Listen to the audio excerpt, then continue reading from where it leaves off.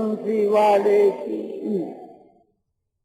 ये विचार किया गया, गीता की जो 15वीं अध्याय है उसके 20 ही श्लोक हैं, और 20 श्लोक का जो सार यदि आपको 1 घंटा में सुनाया जाए तो बहुत उत्तम हो। हमारी प्रकृति के अनुसार 1 घंटा में सुनाना तो कठिन है, क्योंकि हमारी जो चाल है वो विस्तार करने की है। फिर भी मैं जहां तक संकोच करके संक्षेप करने की कोशिश करूंगा, किंतु एक प्रकार से मेरे स्वभाव से ये बात होनी थोड़ी कठिन। 1 घंटा के वहां 20 श्लोक, कितना ही संकोच करो तो भी हमारे सुना कठिन। किंतु उस 20 श्लोकों का भाव जो है, सार जो है, वो मैं आपको बहुत संक्षेप से बता दूं कि गीता जो 15वीं अध्याय है वो भक्ति प्रधान है और बहुत ही उत्तम विषय उसकी विषय में, और वो सबके काम की चीज है। इसलिए इस अध्याय को शास्त्र की पदवी दी है कि ये आपने 15वीं अध्याय है, ये शास्त्र है। और इस अध्याय का नाम पुरुषोत्तम योग है। इस अध्याय का नाम पुरुषोत्तम कहने से ही ये मालूम होता है कि पुरुष इससे भिन्न है। तो पुरुष भिन्न है ही। पुरुष के 2 भेद बतलाए इसमें, क्षर अक्षर और उत्तम पुरुष का नाम पुरुषोत्तम। तो क्षर जो है ये नाशवान पदार्थों का नाम है। इस श्लोक के ऊपर ही इस सब बात को आपको बतलाता हूं। द्वादिमो पुरुषो लोके क्षरस्ताक्षर एवं क्षर सर्वाणी भूतानि और कूटस्थोक्षर उच्यते और उत्तम पुरुष शून्य परमात्मा इति उदाहरिता। तो इसमें यह बात बतलाई है कि सारे भूत प्राणियों के जो शरीर है ये तो क्षर है, और आत्मा जो जीवात्मा वो अक्षर है, उसका कभी विनाश नहीं होता। इन दोनों से उत्तम पुरुष है सो अन्य है, उसका नाम है परमात्मा, उसी का नाम है पुरुषोत्तम, उसी का नाम है ईश्वर। तो एक ही बात है, पुरुषोत्तम के जो ईश्वर के जो परमात्मा के जो, तो ये 3 भाव के बीच के में क्षर अक्षर और पुरुषोत्तम 3 का विषय है। तो उनमें क्षर जो है ये स्थूल वस्तु है, और जीवात्मा जो है वो सूक्ष्म वस्तु है, और परमात्मा जो है सूक्ष्म होकर के और शुद्ध है। जीवात्मा जो है वो संसार से संग है, और वो अपने परमात्मा का ही अंश है, और परमात्मा अंश ही है। तो इस अध्याय के में शरीर और जीवात्मा और परमात्मा इन तीनों का प्रकरण है। शिरो के बीच तो प्रथम जो है क्षर माने जड़ पदार्थ, ये जो शरीर ये मनुष्य का शरीर है, और ये विश्व जो है ये परमात्मा का शरीर है। ये व्यष्टि शरीर है और समष्टि शरीर है। सारा जो विश्व जो ब्रह्मांड ये परमात्मा का विराट रूप, इसको विश्व कहते हैं। तो संसार को वृक्ष के रूप में वर्णन कर करके एक विषय आरंभ में चलता है कि संसार को वृक्ष का रूप देकर के और जिस प्रकार से जीवात्मा का कल्याण हो वो कल्याण का मार्ग बतलाया। उसके बाद के में अक्षर के बाद में अक्षर का विषय, अक्षर जो है तो जीवात्मा का, उसके बाद में जीवात्मा का विषय बतला करके उसके द्वारा किस प्रकार से परमात्मा की प्राप्ति हुए ये बात कहेगी। तीसरा खुद परमात्मा का विषय, तो परमात्मा का जो विषय उसकी किस प्रकार से जानकारी होकर के परमात्मा के ज्ञान से किस प्रकार से उस परमात्मा की प्राप्ति हुई ये विषय। तो पहले तो समझो कि क्षर है, और फिर अक्षर, फिर पुरुषोत्तम परमात्मा को, जो पुरुषोत्तम को। चौथा जो विषय है वो सबका उपसंहार है, उसमें अक्षर अक्षर पुरुषोत्तम तीनों को शामिल ले। पहला तो स्थूल शरीर, जो समझो कि ये व्यष्टि शरीर और ये समष्टि शरीर, भगवान का जो स्थूल जो शरीर है इसको लक्ष्य करके कहा, फिर जीवात्मा को लक्ष्य करके कहा ये भी अक्षर है और ये विश्व भी अक्षर है। तो अक्षर पुरुष को लक्ष्य करके मुक्ति का उपाय बतलाया, फिर अक्षर पुरुष जीवात्मा को लक्ष्य करके मुक्ति का उपाय बतलाया, फिर पुरुषोत्तम को लक्ष्य करके परमात्मा को लक्ष्य करके मुक्ति का उपाय बतलाया, फिर तीनों को शामिल कर लिया, अक्षर अक्षर और पुरुषोत्तम। तो 4 प्रकरण है, इसमें 4 विषय है, इसको चाहे 4 विषय कहो 4 प्रकरण को। श्लोक 20, तो 20 के 4 को भाग दिए तो 5 चौक 20, अपने बढ़िया ही से हिसाब लगा तो 5 चौक 20, तो एक एक प्रकरण 5-5 श्लोकों का, तो 5 चौक 20 हो गया। और प्रकरण है 4, अक्षर मानस नाशवान और अक्षर मान अविनाशी और पुरुषोत्तम मान अक्षर अक्षर दोनों से उत्तम का विषय, और फिर चौथा विषय अक्षर अक्षर पुरुषोत्तम तीनों को मिला, तो विषय 4 और श्लोक 20, तो एक एक विषय 5-5 श्लोकों का हुआ। इसमें जो प्रकरण के आरंभ के बीच के में प्रधान विषय की व्याख्या की गई, उसमें यह बात बतलाई गई कि एक श्लोक से लेकर 6 तक संसार वृक्ष का कथन तो भगवत प्राप्ति का उपाय, और 7 से लेकर के 11 तक जीवात्मा का विषय, और 12 से लेकर 15 तक प्रभार सहित परमेश्वर के स्वरूप का विषय, और 16 से लेकर 20 तक अक्षर अक्षर और पुरुषोत्तम का विषय। अब इसके बीच के में ये विचार करना है कि संसार वृक्ष का कथन और भगवत प्राप्ति का उपाय, इसमें 1 से लेकर 6 तक, तो ये 6 श्लोकों का विषय हो गया। और आप कहे कि 5-5 का 4 विषय, तो इसमें 1 श्लोक अधिक आ गया। बोले वो अधिक नहीं है, वो 6ठा जो श्लोक है वो परमात्मा के विषय का है, लोगों के समझ में प्रकरण ठीक आ जावे, इसलिए उसमें आरंभ में ये 6 श्लोक दे दी। तो उस श्लोक को उस परमात्मा के विषय के शामिल कर लो। परमात्मा का जो विषय है 12 से 15 तक, तो 12, 13, 14, 15, 12, 13, 14, 15 4 है ना, उसमें 1 शामिल करने से वो भी 5 हो जाता है। और वो 6ठा श्लोक परमात्मा के विषय का 7 है, वो यह है कि न तद भास्यते सूर्यो न शशांको न पावक है, यद गत्वा न निवर्तन्ते तद धाम परम में।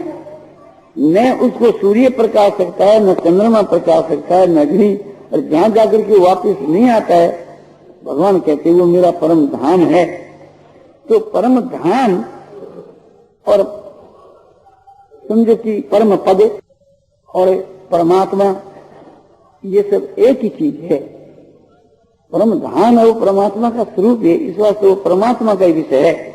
परम धाम और परमात्मा ये सब एक ही है। यह बात कहाँ गई? गीता, गीता की 8वें अध्याय का 21वां श्लोक देख। अव्यक्तो अक्षरित्युक्त समाहु परमांगतिम यं प्राप्त न निवर्तन्ते तद धाम परम। इसका यह अर्थ है कि अव्यक्त जो अक्षर है वही तो अव्यक्त है और वही अक्षर है और वही परम गति है, और भगवान कहते हैं कि वही मेरा परम धाम है। तो परम धाम और अव्यक्त अक्षर, अव्यक्त अक्षर क्या? परमात्मा। और तो अव्यक्त अक्षर जो चीज है वही मेरा परम धाम है।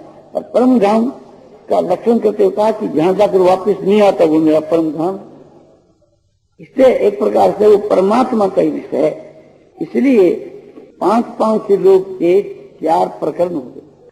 तो अब पहला प्रकरण बताया जाता है कि पहले प्रकरण के अनुसार जीवात्मा का कल्याण किस प्रकार से हो सके, तो एक प्रकार से आपको ख्याल करना चाहिए।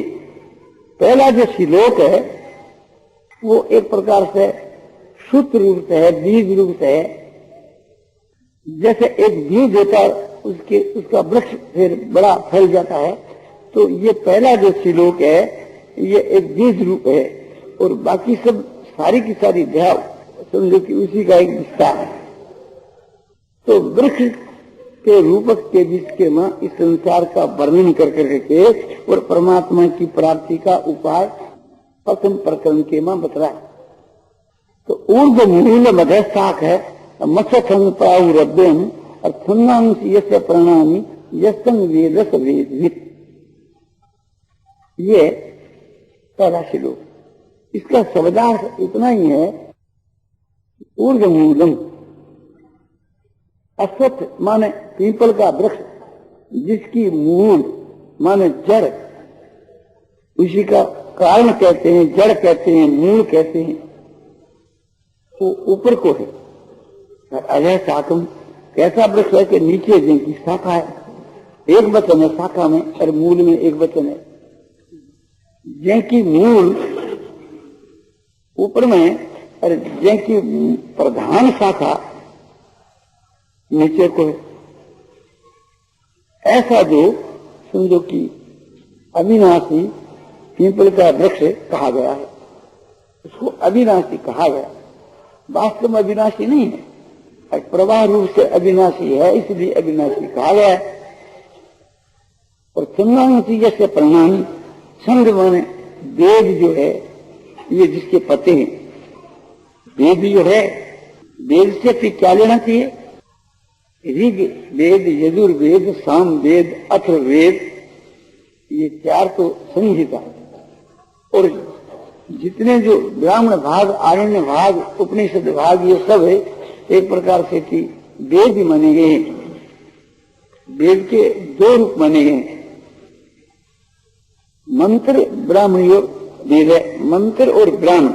मंत्र का मतलब है ये संहिता भाग, ऋग, यजु, साम और अथर्व, ये मंत्र भाग है।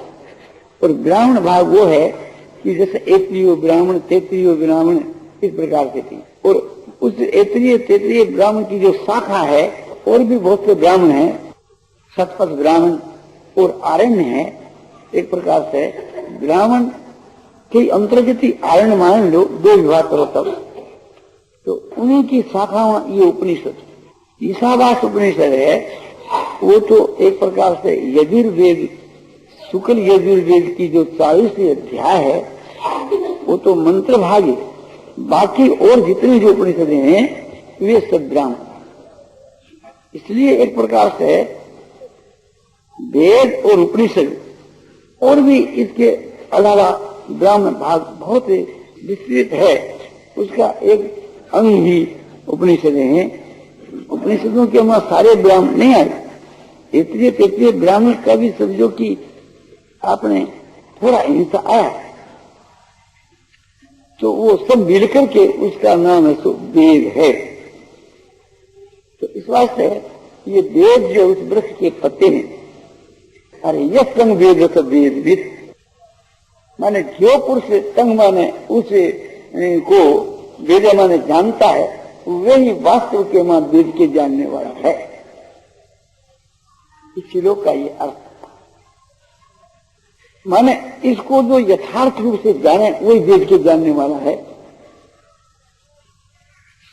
और वेदों का तात्पर्य परमात्मा के जनाने के विषय में है, और प्रयोजन है क्या वेदों का। इसलिए जो आदमी इस श्लोक के वास्तविक तत्व को जानने वाला पुरुष है, वो वेद के जानने वाला है। एक श्लोक के बीच में सूत्र रूप से यह सब बात कही, और फिर इसका भाव बदलाया जाता है। ऊर्ध्व मूल माने ये कहा ऊर्ध्व मूलम, तो ऊपर में जिसकी मूल है, जड़ है, तो वो जड़ है तो क्या पदार्थ? तो यहाँ समझना चाहिए कि जड़ है तो परमात्मा है, क्योंकि सारा संसार परमात्मा से उत्पन्न हुआ है, इसलिए परमात्मा इसकी मुख्य जड़ है। दूसरी जो जड़ा है जिसमें बहुवचन आए हैं, वो एक प्रकार से समझो कि अहंता, ममता, आसक्ति, कामना, वासना आदि अनेक जड़, वो जो जड़ है वो एक प्रकार से इस वृक्ष की, जैसे एक बड़का वृक्ष होता है, पीपल का वृक्ष होता है, हम जब 2 वर्ष के पहले हैदराबाद की तरफ गए थे, वहां हमने बहुत से पीपल के वृक्ष देखे थे। उनके जो एक मूल जो जड़ होती है वो भी देखी थी, और फिर बढ़ के गुच्छों की माफक बढ़ के जैसे जो गुच्छे के गुच्छे निकलते हैं ना बड़े वृक्ष के, नई नई जड़ा इस तरह से पीपलों के भी निकलती है। ऐसे वृक्ष हमने वहां बहुत ही देखे थे। यहाँ अपने इधर में ऐसे वृक्ष नहीं देखने में आते, किंतु वो गुच्छा का गुच्छा जड़ का निकलता है, वह बहुत जड़ा एक प्रकार से, तो वो तो काटने के योग्य है, और मूल जो जड़ है वो शरण लेने के योग्य। तो मूल जड़ तो परमात्मा है, और जड़ा जो है वो एक प्रकार से बांधने वाली है। इस वास्ते वो बंधन के हेतु होने से काटने के योग्य है, और मूल जड़ जो परमात्मा है उसकी शरण लेने से आत्मा का उद्धार हो जाता है। तो इस वास्ते उस जड़ की तो शरण लेनी चाहिए जो वास्तव में परमात्मा रूप जो जड़ है, और वो काटने के योग्य है जो बांधने वाली। तो वृक्ष को रूप के बना करके ये उपदेश दिए। ऊर्ज मूलम, ऊपर में जिनकी मूल है, तो ऊपर में क्यों बताई कि यह संसार जो है तो समझो ऊपर से नीचे को आई। भगवान जो है परमात्मा एक प्रकार से उन्होंने इस संसार को उत्पन्न कर करके और इस वृक्ष को उल्टा दिया। तो इसलिए ऊपर में जड़ और नीचे को शाखा। तो नीचे की जो प्रधान जो शाखा है उसी को हम लोग पेदी कहते हैं, पेदी, और कोई कोई दिया उसको सकंद कहते हैं। तो वो शाखा कौन है कि ब्रह्मा जो प्रजापति, उसी का नाम हिरण्यगर्भ, उसी का नाम सूत्रात्मा। इतने नाम क्यों बता है कि कोई किस नाम से समझता है, कोई किस नाम से समझता है, कोई किस नाम से समझता है। और ऊपर की जो जड़ है वो है कि परमात्मा को, पुरुषोत्तम को, परमेश्वर को, उसके बहुत से नाम। तो परमात्मा तो इनकी जड़ है, और मूल जो पेदी ब्रह्मा जी है, क्योंकि पहले पोत ब्रह्मा जी की उत्पत्ति हुई, परमात्मा से पहले पोत ब्रह्मा जी की उत्पत्ति हुई। और ब्रह्मा जी का जो लोक है वो सब लोकों से ऊपर है, इसलिए ब्रह्म लोक तक के जीव लौट करके संसार में वापिस आते हैं, किंतु जो परमात्मा को प्राप्त हो जाता है वो लौट करके वापिस नहीं आता। यह बात गीता की 8वें अध्याय के 16 के श्लोक में कही है कि आ ब्रह्म भुवनालोका पुनरावर्ती नौजुने मानो पेट कौन तो पुनर्जन्म न विद्यते। ब्रह्म लोक तक के जितने जो लोक हैं वो पुनरावर्ती है, यानी वहां जाकर के पुनः संसार में आता है। भगवान कहते हैं कि जो मुझको प्राप्त हो जाता है वो फिर लौट कर वापिस नहीं आता। जो परमात्मा में विलीन हो जावे या परमात्मा को सखा रूप से प्राप्त हो जावे या दास भाव से परमात्मा को प्राप्त हो जावे, किसी भी प्रकार से थी जो परमात्मा को परमात्मा जान करके परमात्मा को जो प्राप्त हो जाता है वो लौट करके नहीं आता। भेद उपासना करके हम परमात्मा के पास जाकर के रहता है, उसकी सामीप्य मुक्ति होती है, और जो उसके वहां मिल जाता है उसको उसकी सायुज मुक्ति कही जाती है। तो सायुज मुक्ति जिसकी हो जाती है तो परमात्मा में मिल जाता है, परमात्मा में एक हो जाता है। जैसे नदियों का जल जाकर के समुद्र के वहां मिल जाता है और समुद्री बन जाता है, वो सायुज मुक्ति। निराकार की उपासना करने वालों की वो सायुज मुक्ति होती, और साकार की उपासना करने वाले भी चाहे तो सायुज मुक्ति हो सकती है, किंतु उसके लिए ये बताया कि सामीप्य और सारूप और सालुक ये 3 प्रकार की मुक्ति होती है। सामीप माने उसके समीप रहना। समीप कौन रहते हैं कि जैसे भगवान के जो दास है, दासी है, और भगवान की जो पत्नी है वे भगवान के समीप है, सुरभ, वो उनकी वो सामीप मुक्ति है। और सारूप मुक्ति जो उनकी जो उनको सखा भाव से बसते हैं वे उसके स्वरूप की माफी की बन करके वहां रहते हैं। और सालों की मुक्ति जैसे बात्सल भाव से और भी अन्य भाव से जो बसते हैं उनकी सालों की मुक्ति होती है। किंतु वास्तु के बीच के मुक्ति में कोई फर्क नहीं, लौट के कोई भी नहीं आता, क्योंकि भगवान का जो परम धाम है उसका ये कायदा है, ये अपने कानून है कि वहां जाकर के वापस नहीं आता।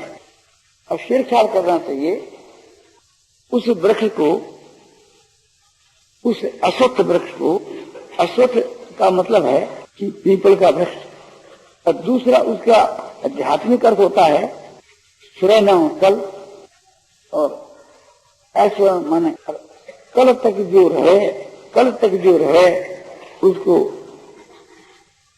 कहते हैं सूर्य माने कल, और रहे उसको कहते हैं सिद्ध। अश्वत्थ कहते हैं कि उड़न से कल तक नहीं रहे, माने जो कल तक भी नहीं रहे उसको कहते हैं अश्वत्थ, जो सदा रहे उसको तो कहते हैं शाश्वत, और जो कल तक भी रहने का जिसका विश्वास नहीं उसको कहते हैं अश्वत्थ। तो ये संसार जो ऐसी है कि ये क्षण भंगुरनाशवान है, आज तो है कल का इसका भरोसा नहीं, इसलिए इसको अश्वत्थ वृक्ष कहा। और प्राहु इसलिए कहा कि जो सृष्टि आप वर्तमान में देख रहे हो, इसके पहले जो ब्रह्मा था उसकी भी सृष्टि ऐसी थी, तो प्रवाह रूप से थी या नित्य है, किंतु स्वरूप से नित्य नहीं है। क्षण भंगुर है, प्रत्यक्ष आप देखते हो ये सब चीजें क्षण क्षण के मां बदलती रहती है। तो इसलिए कहा गया ऊर्ध्व मूलम अजय शाखम अश्वत्थम प्राहु अद्वयम। ये संसार रूपी जो वृक्ष ऐसा है कि ऊपर में जिसकी जड़ है, नीचे में शाखा है। तो जड़ बताई आपको सृष्टि करता ईश्वर परमात्मा परमेश्वर पुरुषोत्तम, वो तो इसकी जड़ है। और अजय शाखा बतलाई माने जिसको ब्रह्मा जी कहते हैं, सूत्रात्मा कहते हैं, माला के मां मणियों की जो सब के बीच में व्यापक होकर है, इस वास्ते उसका नाम सूत्रात्मा है। प्राणों का जो समूह है, हम लोगों के प्राणों का जो समूह है, वो ब्रह्मा जी का जो समष्टि जो स्वरूप है उसी का ये अंग है। इस वास्ते समष्टि प्राण और व्यष्टि प्राण, हम लोगों के प्राण व्यष्टि और ब्रह्मा जी के समष्टि। तो वास्तव में ये क्या है, वास्तव में तो संसार से क्षण भंगुर है, किंतु कहा गया अविनाशी, क्योंकि सूर्य चंद्र मसो दाता यथा पूर्व कल्पयत। ये सूर्य चंद्र दाता आदि ये सब जैसे पूर्व की सृष्टि में थे, वे इसी प्रकार से इस सृष्टि के मां ब्रह्मा जी के द्वारा इनकी रचना की गई। संधांश ये सब प्रणाली छंद, इसके पत्ते ये कहकर ये बात बतलाई कि जैसे पत्तों से वृक्ष एक प्रकार से सुंदर लगता है, उसकी शोभा है, तो वेदोक्त कर्म से भी इसकी शोभा होती है। और इसे को जो तत्व से जानता है वही समझो कि वेदों को जानने वाला है। तो तत्व से जानना क्या है कि परमात्मा जो है वो नित्य वस्तु है और संसार है ये नाशवान क्षणिक है। तो संसार के आश्रय को छोड़ करके और परमात्मा का आश्रय लेना चाहिए। जो इसके तत्व को समझ जाता है कि संसार तो नाशवान है और परमात्मा नित्य वस्तु है, तो इस बात को जो जान जाता है कि नाश तो विद्यते भाव न भाव विद्यते सता, सत का तो कभी अभाव नहीं होता और मिथ्या वस्तु रहती नहीं। तो सत वस्तु तो परमात्मा है और मिथ्या वस्तु ही ये शरीर है। तो इस जड़ संसार का आश्रय लेकर के जो आपने रहता है वो जन्मता मरता रहता है, और परमात्मा का जो आश्रय लेता है वो फिर संसार में जन्मता मरता नहीं। ये इसका तत्व जानना है। तो तत्व को जो जान जाता है वो परमात्मा की स्तन होकर के परमात्मा को प्राप्त है। तो परमात्मा को प्राप्त कर लिया तो वही वास्तव के वहां वेद के तात्पर्य को जानने वाला है। वेद का जो तात्पर्य उसको जानने वाला है। वेद के तात्पर्य को जानने वाले की प्रशंसा इसी अध्याय के 15वें श्लोक में आगे जाकर के की गई। अब दूसरा श्लोक बताया जाता है।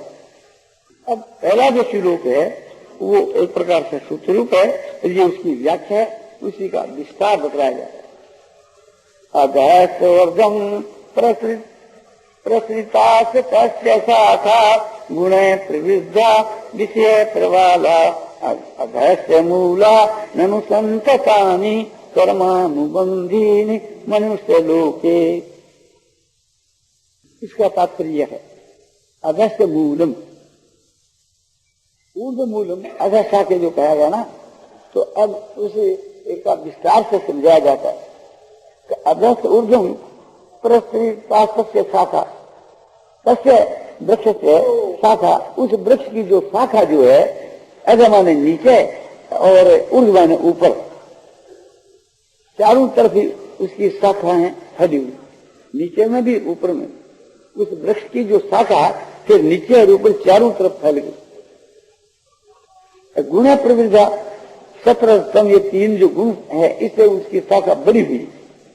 और विषय प्रभावा, विषय रूपी उस वृक्ष की कोंपला है। अब शाखा की बात कह करके और अब उसकी जड़ की बात कहते हैं, मूल की।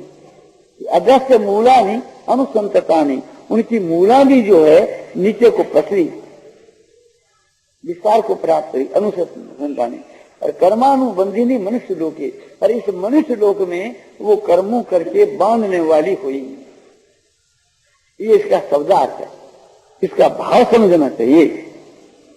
भाव इसका यह है कि तस्य शाखा माने उस वृक्ष की शाखा नीचे और ऊपर फैली, माने चारों तरफ उसकी शाखाओं का विस्तार हुआ।